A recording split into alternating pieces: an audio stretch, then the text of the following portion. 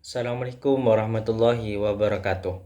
Baik, saya Muhammad Abdul Jamil dengan NIM 231B100904. Kali ini kita akan membahas tentang pengertian dan tahapan-tahapan yang dilakukan dalam konseling krisis, yang dimana dalam konseling ini ditujukan untuk menggali dan memahami secara mendalam konsep konseling krisis, termasuk definisi krisis, unsur-unsur tahapan-tahapan atau jenis-jenis krisis, dan peran konselor dalam membantu individu untuk membantu individu yang mengalami krisis dan menyediakan pemahaman teoriti. Baik, kemudian yang pertama adalah pemahaman tentang apa sih konseling krisis itu. Dalam sebuah pengertian ini, konseling krisis merupakan suatu kondisi atau situasi yang dimana dalam krisis tersebut yang menimpa individu atau kelompok ataupun lingkungan yang ditandai dengan perasaan ketidakpastian, ancaman serius terhadap kesejahteraan serta ketidakmampuan individu dalam kelompok untuk mengatasi peristiwa tersebut dengan sumber daya yang tersedia. Dalam krisis ini, seseorang seringkali merasakan kewalahan dan tidak tahu bagaimana menghadapi dan menyelesaikan masalah yang muncul pada individu atau kelompok tersebut, sehingga memerlukan bantuan dan dukungan dan tambahan untuk mengatasinya. Kemudian kita akan mengenal yang namanya kondisi krisis. Kondisi krisis di sini bermacam-macam, banyak macamnya. Kenapa harus kita mengidentifikasi kondisi atau unsur-unsur krisis tersebut? Karena di mana kita sebagai konselor itu untuk memahami krisis yang ada dalam suatu individu, bagaimana kita memahami nilai sejauh mana suatu situasi, memahami karakteristik krisis dan membantu dalam merancang intervensi dan dukungannya sesuai untuk membantu individu atau kelompok tersebut. Contoh yang pertama yaitu perasaan ketidakpastian, merupakan suatu krisis yang dialami oleh individu atau kelompok. Bagaimana kita menghadapi krisis perasaan ketidakpastian? Dihadapi dengan seringkali merasa tidak tahu apa yang akan terjadi selanjutnya. Mereka mungkin tidak memiliki pemahaman yang jelas tentang bagaimana situasi ini akan berkembang, yang menyebabkan merasa ketidakpastian dan kebingungan. Kondisi yang kedua yaitu ancaman serius. Ancaman serius ini dialami oleh individu atau kelompok, yang dimana kondisi krisis mengandung ancaman yang serius terhadap kesejahteraan individu atau kelompok, yang dimana dapat bersifat fisik seperti dalam kasus bencana alam atau kecelakaan, atau bersifat emosional seperti dalam konflik interpersonal yang serius. Contoh yang ketiga merupakan stres yang tinggi. Kondisi krisis yang menyebabkan stres yang tinggi pada individu atau kelompok, di mana stres tersebut dapat berasal dari rasa takut, cemas, kehilangan, atau tekanan psikologis lainnya yang timbul akibat situasi tersebut, yang menyebabkan di mana suatu individu atau kelompok tersebut mengalami yang namanya kondisi krisis. Keempat, ketidakmampuan untuk mengatasi diri sendiri merupakan salah satu aspek kunci dari kondisi krisis. Adalah ketidakmampuan individu atau kelompok untuk mengatasi peristiwa tersebut, yang dimana mengatasi dirinya sendiri. Mereka mungkin merasa terjebak dan tidak memiliki kemampuan dan pengetahuan yang diperlukan untuk menghadapi situasi tersebut. Jadi di mana dirinya tidak mampu untuk mengatasi krisis yang dialami dirinya atau kelompok. Kemudian kelima, ada perubahan yang signifikan dari kondisi krisis yang seringkali melibatkan perubahan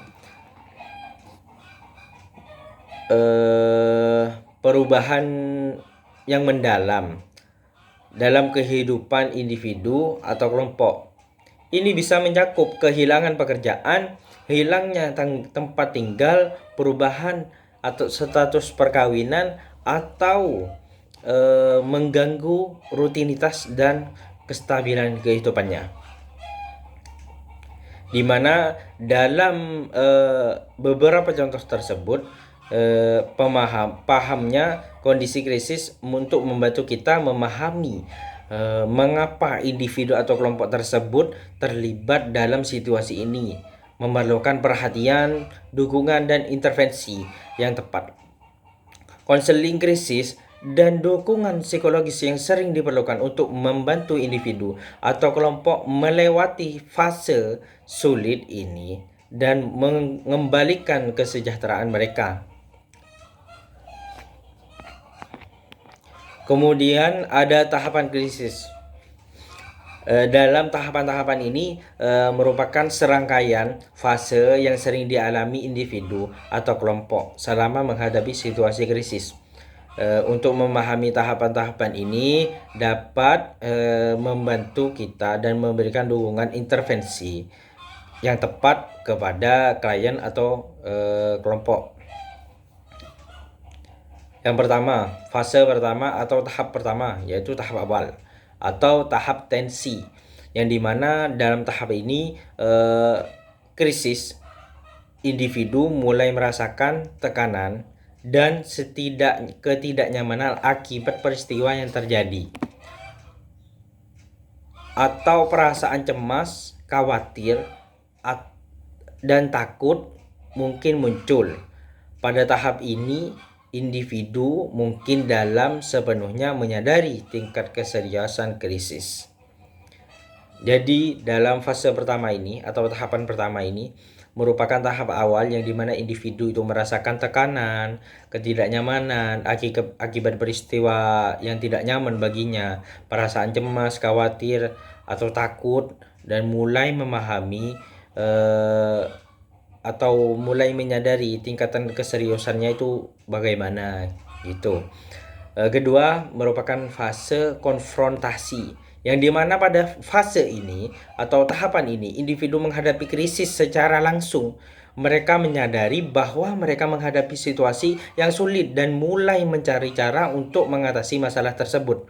Emosional yang membuat marah, frustasi, dan sedih.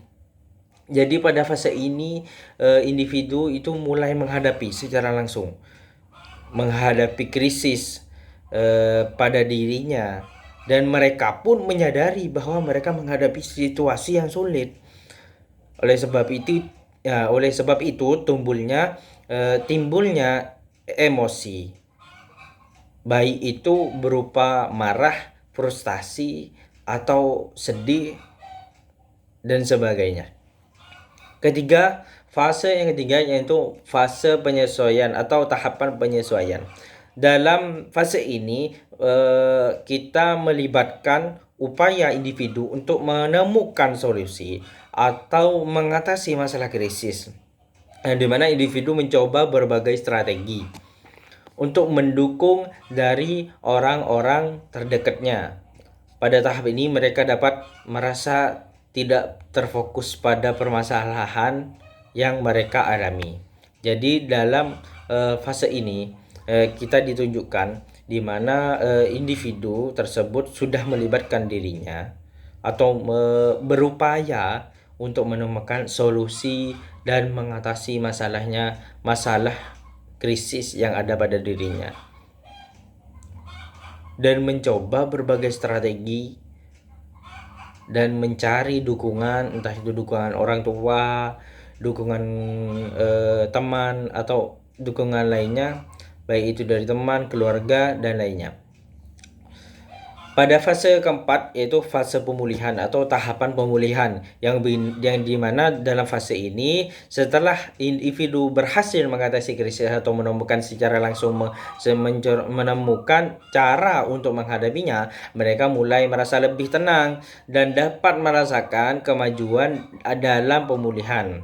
Pada tahap ini, refleksi tentang pengalaman krisis dan pembelajaran dari situasi tersebut yang terjadi pada dirinya. Jadi pada fase keempat atau fase terakhir ini, fase pemulihan, merupakan fase yang dimana setelah individu itu berhasil mengatasi atau menemukan solusinya dan sudah mengatasinya, jadi mereka mulai merasa lebih senang, lebih enteng, bawaannya enjoy, dapat merasakan kemajuan dan dalam pemulihannya. Jadi pada tahap ini, refleksi tentang pengalaman krisis dan pembelajaran dari situasi tersebut yang terjadi pada mereka itu sudah hilang, sudah mulai dipahami, ataupun mereka sudah lupa gitu. Di mana penting untuk kita diingat bahwa tidak semua individu atau kelompok akan mengalami semua tahapan ini dengan cara yang sama. Jadi tahapan refleksi.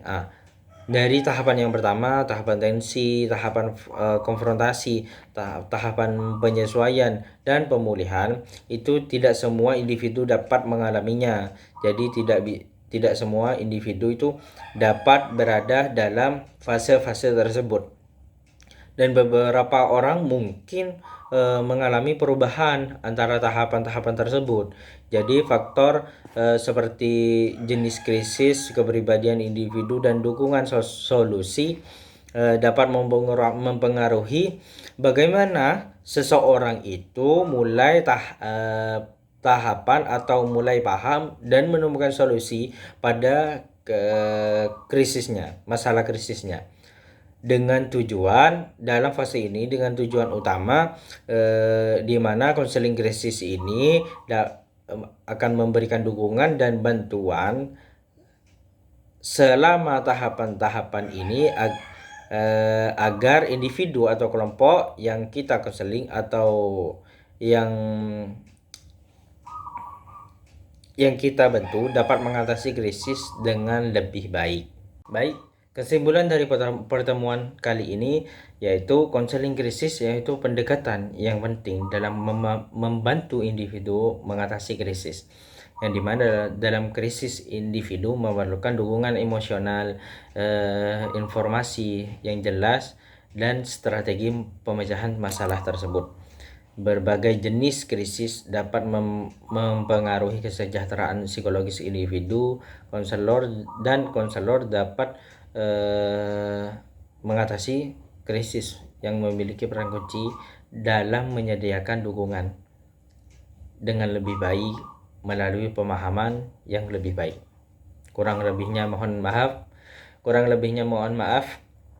Wallahu afiq ila aqwamit thoriq. Assalamualaikum warahmatullahi taala wabarakatuh.